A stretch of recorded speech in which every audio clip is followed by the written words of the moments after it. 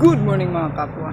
Ngayong araw na tayo ay gagawa tayo ng bike check kasi madami na yung nagre-request nito sa akin kung ano yung mga na-upgrade ko na sa bike ko at kung magkano yung bike ko talaga. Kaya simulan na natin. Let's go!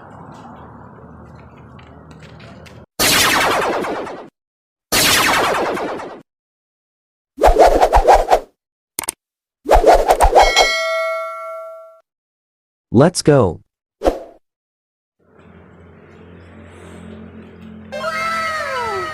So ito na po guys. Ito po yung Terich Victoria 27.5 made by Foxter. So punta na tayo sa specs niya. Yung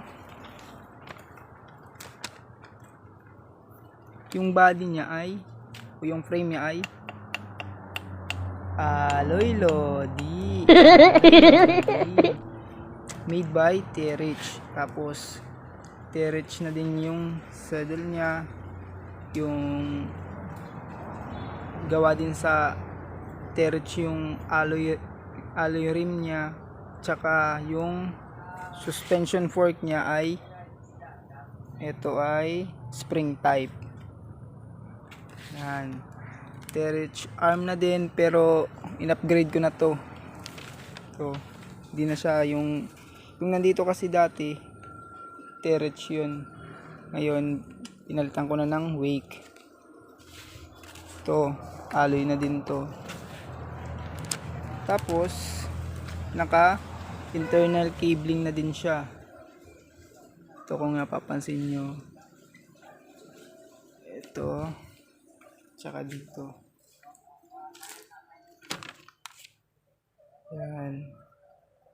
Internal cabling na yan. Tsaka naka mechanical disc brake.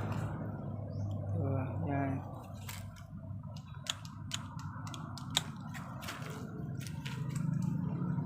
Yun.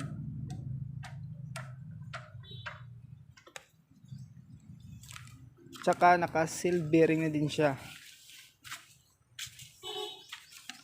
Yan. Tsaka 3x8 na. Yan, naka 3x8 na siya. Tsaka yung hubs niya dito, tsaka dito ay tatak Huan hubs. Naka quick release na din siya dito. Quick release set dito. Tsaka yung tatak ng FZRD niya ay L2A3. Oh. Yan.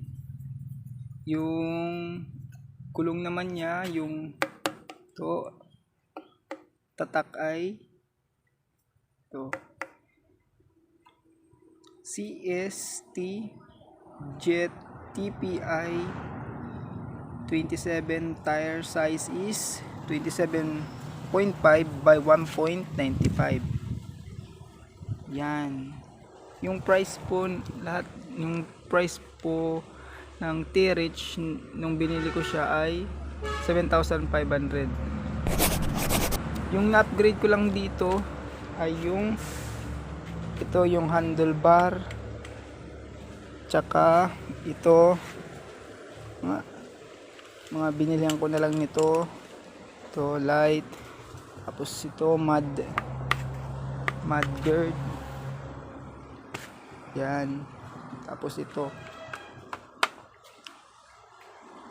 Yan lang po. Okay na yan, kahit ganyan lang po yung bike natin, importante yung may bike tayo. Kaya yun, salamat mga kapwa at na-share ko din sa inyo yung bike ko. Thank you.